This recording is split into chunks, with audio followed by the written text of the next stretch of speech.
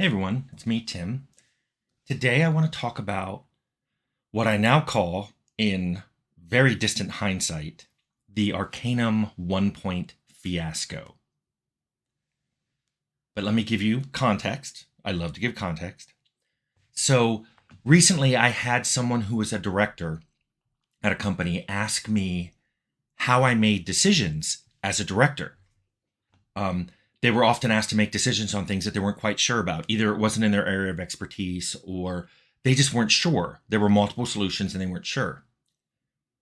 And at the end of this video, I'll tell you what I told them, not because I don't want to tell you now, but because you need to understand big things that happened to me to understand why I gave this person the answer I did.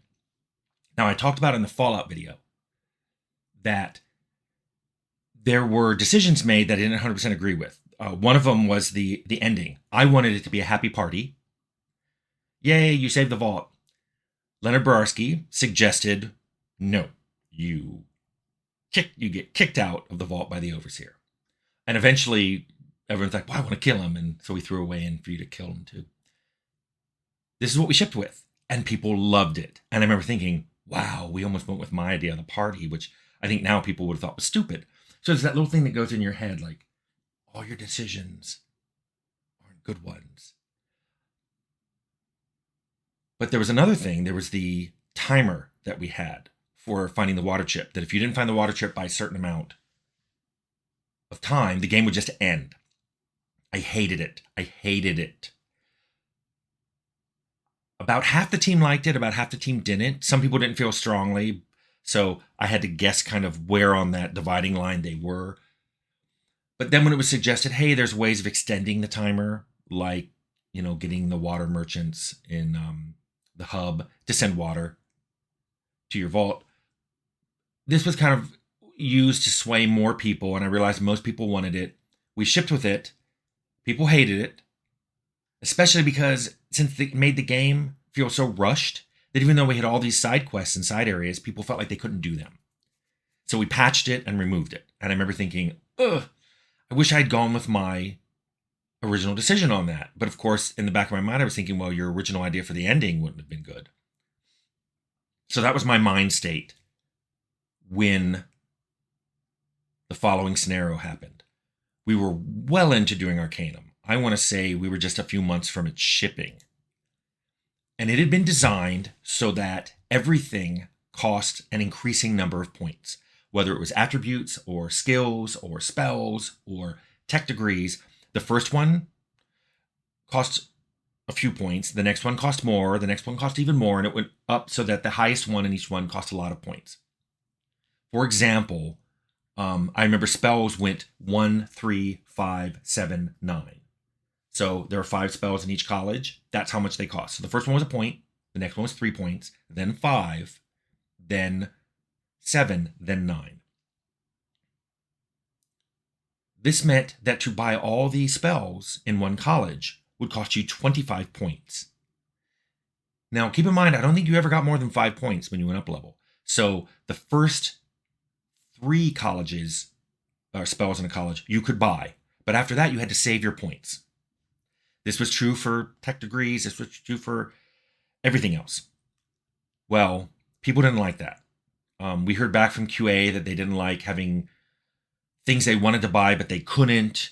They felt uncomfortable when there were leftover points, so they often felt the need to spend those points on low-level things, and then, again, they'd go up a level and they still couldn't afford what they wanted to buy.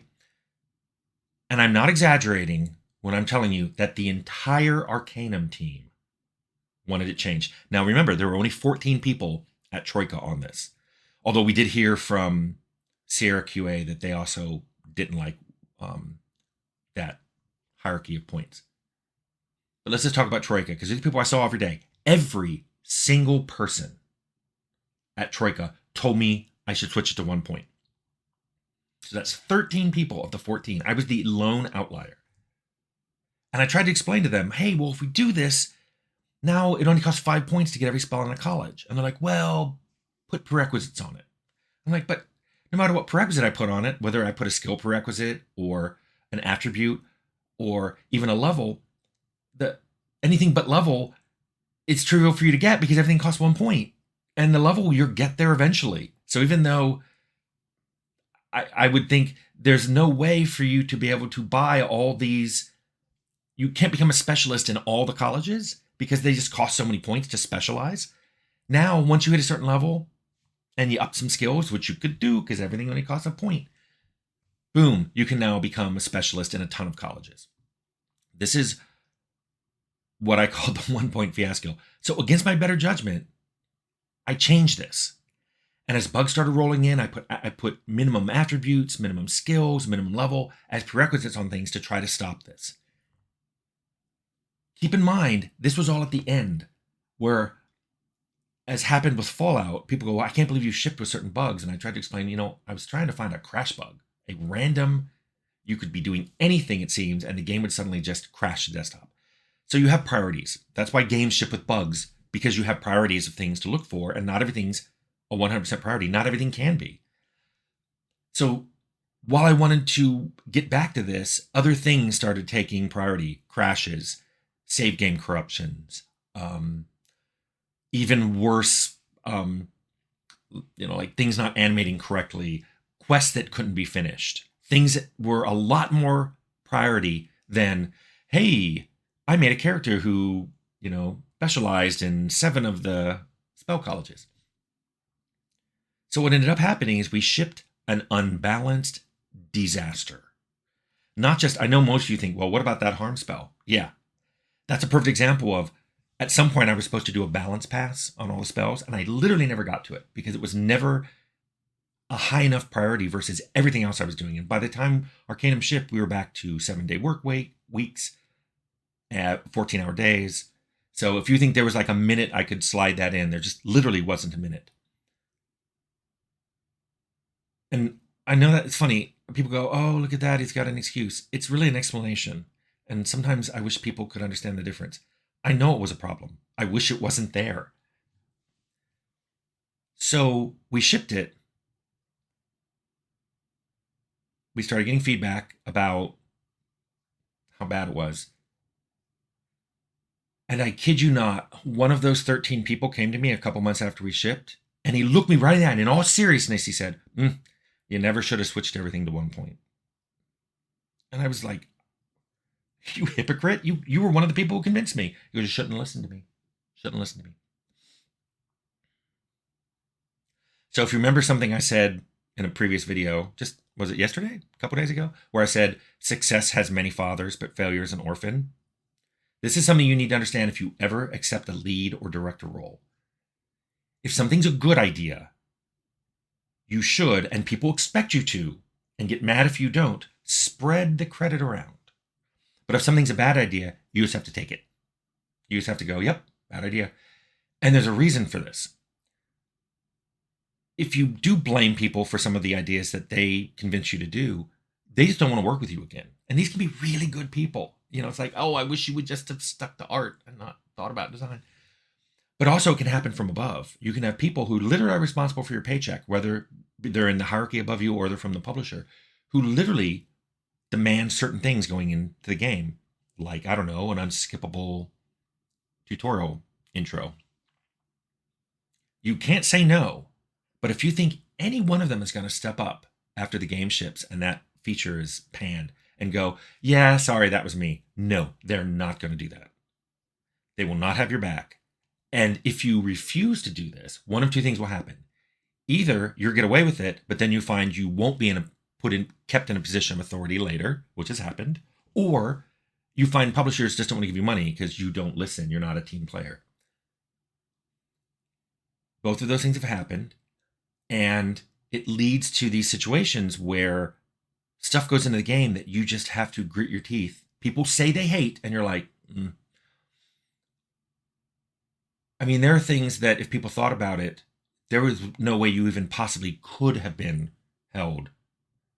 Well, you can always be held responsible, but you couldn't possibly have known. If you think a game director looks at every single inventory icon, there are thousands. If you think a game director looks at every line of code, there are tens of thousands, if not hundreds of thousands of lines. They don't. But if they ship a game that crashes a lot, you can guarantee that director is going to hear a lot about it, especially from the people above him. Now, I even said on the Fallout video that I wasn't going to name names to people above me for particular bugs. There's always going to be bugs. But that success has many fathers and failures and orphan thing is something you really need to think about if you ever want to be a lead or a director, because you will be held responsible for everything bad, but people don't really want to give you credit for anything good. So the previous videos I had about the challenges facing programmers or designers or artists, those affect the leads doubly so. And the director, he's held responsible for all of those areas, and audio and QA and a lot of things that are publishing's decisions. So these are things you want to keep in mind before you ever accept one of those roles, which is why a long time ago when I mentioned working with these quiet powerhouses, these people who are just brilliant, but they stay in positions where they're not leads, I sometimes think that they had the right idea all along. That, yes, they avoided the fame, but they also avoided a lot of the blame. And because of that, they just had a very, very happy career. And I can tell you, I was happy in my role as like a senior programmer or a senior designer, because you get to do a lot of stuff. But ultimately, most of the credit and blame is going to go to the person above you, which is why I found it very annoying when people who were very new to a project wanted their idea, almost demanded their ideas done, knowing, maybe they didn't know, but you knew that if this idea was a good one, they would jump up and take credit for it. But if it was a bad one, they would just sit there. They wouldn't do anything, and you'd be held responsible. And that 1 point thing for Arcanum, I've sat on for 25 years because I hated it.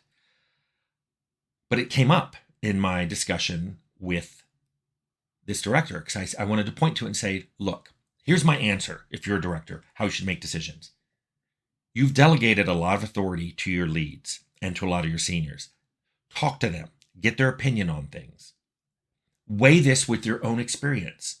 And it's experience beyond just making games. Because at one point, it'll be the first time you make a game or the first time you're a lead on a game. Hopefully you have experience in related things like tabletop games and card games. And like I said, I learned a lot about level design just by wandering around Disneyland with an open eye, an educated eye. People who worked on theme parks told me things about their design. But ultimately, you have to go with your gut. And I know that sounds antithetical to all of you delegated authority and you have a lot of experience. That can guide you, but ultimately you have to decide with your gut. I just feel this is the right way to go. Usually your experience and your leads will guide you in the right direction, or at least in the space where there's not a particularly bad choice in the space you're deciding from, but not always. And there are a few times I've been led to a very bad decision. And sure enough, everybody's backed away and let me hang. And that is what's going to happen if you choose to be in a lead or direct role. You have the ultimate decision, and people will want you to do what they want to do, knowing that ultimately they're not going to be held responsible for it. So that's something for you to think of if you ever want to lead or director role or anything, a high-level role in a game. You may not want to do that. You may just want to stick to being a senior for your career. And that's a good choice. But that whole 1 point thing with Arcanum has always bugged me, because looking back on it, I told that director with all honesty, I'm not sure I could have made another choice. I'm not sure I could have looked at 13 people that I worked day in and day out with for years on this project and said, every single one of you is wrong and I'm right. I just don't think I ever could have done that, even though every fiber of my being, every experience I had in tabletop and other video games was telling me this is a bad decision. There was that little part of me that went, remember you and you wanted the party at the end of Fallout? So that's the best answer I can come up with. Use your be guided by your experience, but ultimately go with your gut.